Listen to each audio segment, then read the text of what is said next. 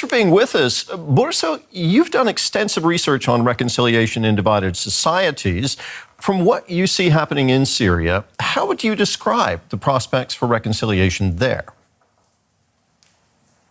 I think for now, the HTS and the governing administration, the transitional administration, is sending the right kinds of messages. The indications are very encouraging in terms of inclusivity, in terms of extending rights towards minorities and recognizing women's equal participation in public life.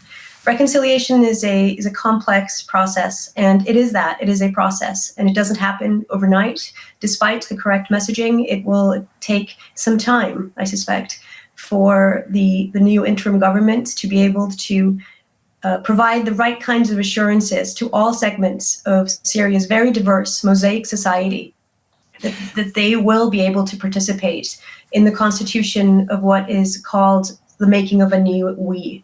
A collective identity in Syria that is that is post-Assad and that is looking forward to a new future.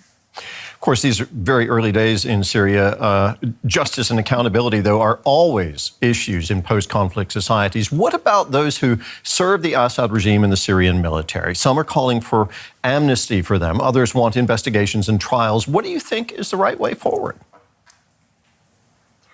There's a complicated balance, fine line between justice and reconciliation. And many in the scholarship on post-conflict reconciliation in the past have drawn a line between the difference between making a choice between stability and moving forward versus seeking justice. And the latter, seeking justice and accountability, is, in my view, the more likely scenario to lead to a lasting reconciliation between those who have suffered at the hands of the brutal Assad regime and those who have been the victims. And so it's important to be able to give voice and recognize these testimonies of victimhood, of torture, of immense suffering that are coming out. And I think what we will see in the weeks and months, even years to come, is a vast body of evidence that documents the extent of the brutality under the Assad regime, that account for, as many legal scholars have already indicated, war crimes and violations of international humanitarian law. The question, of course, the big burning question is, will Bashar al-Assad, currently in Russia, will he be held accountable? Will he face justice? And without that having been done, what really will happen to the prospects of reconciliation inside Syria? Will these be simply superficial or skin deep, without really going into the depths of what Bashar al-Assad must face in terms of his own crimes or alleged crimes? Now, as you know, delegates from